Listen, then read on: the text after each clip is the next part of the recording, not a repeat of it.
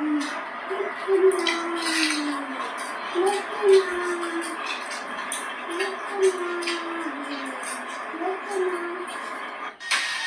तुम्हें ऐसा लगता है कि तुम तुम्हारी चालाकियों में कामयाब हो जाओगे तो ऐसा तो होगा नहीं।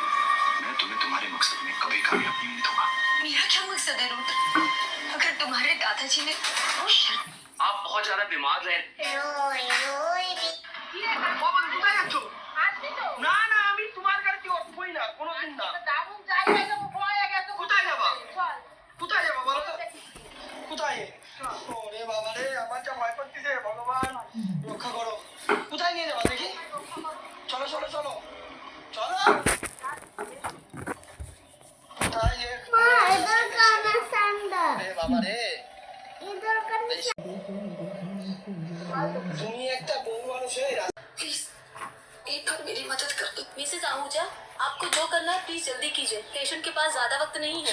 जिसने मेहंदी लगाया है वो मेरी दीदी है और दीदी चली जाए मुझे क्या दीदी तो खेलने चली गई। अगर चोर आए ना उसको पकड़ लेकर जाए ना तो फिर मुझे कुछ